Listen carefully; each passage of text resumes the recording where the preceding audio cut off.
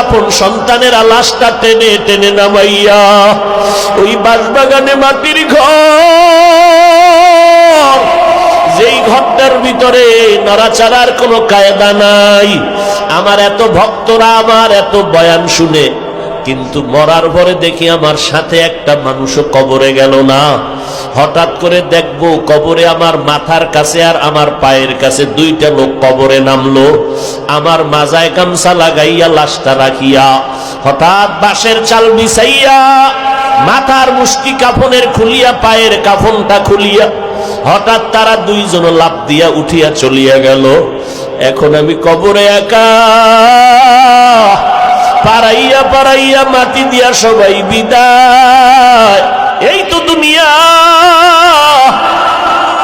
কিসের পাগল হয়েছো রে ভাই? তুমি আজ একটা মানুষ, তুমি মুসলমান, তুমি আমার নবীর উম্মত। আমি তোমাকে এই কথা বুঝাইতে চাই না তুমি স্কুলে তালা লাগাও আমগো মতো হুজুর হয়ে যাও, একবারও বলবো না।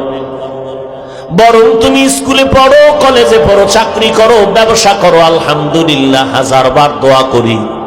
তবে অনুরোধ একটা, মানুষ হইয়া পরিচয় দিয়া চলো, মানুষ হইও না রে বাবা।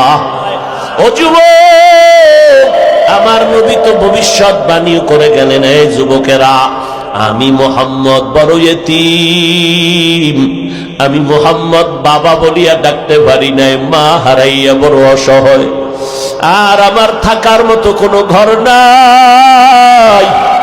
আমার চলার রাস্তায় আমার আপনজনেরা, বংশের লোকেরা কাঁটা দিয়া রাখতো, আমারে ঘুমাইতে দিত না। বারবার আবার ঘরের চারদিকে ওর অস্ত্র নিয়ে দাঁড়াইতো, আমারে জবাই করবে। তায়েফের ময়দানে আমি মোহাম্মদ মসজিদে বৈশা দোয়া করলে কবুল হয়ে যাইতো, কিন্তু না, আমি নিজে হাঁটিয়া হাঁটিয়া হাঁটিয়া তায়েফে গেছি দাওয়াত নিয়া। আমি মোহাম্মদের দিকে ইশারা কইরা তাদের সন্তানের লেলিয়ে দিয়ে বলে, পাথর মার, মক্কার পাগল আসছে, তারাইয়া দাও, পাথর মারিয়া তারাও। ওই সময় আমি মোহাম্মদের গায়ে ওই তায়েফের কাফির, ওই বাচ্চাগুলো আমার গায়ে বৃষ্টির মতো পাথর মারলো। আমার মাওলা জিব্রাইলের পাঠায় কয়, যাও, আমার নবীর কান্না সইতে পারি না।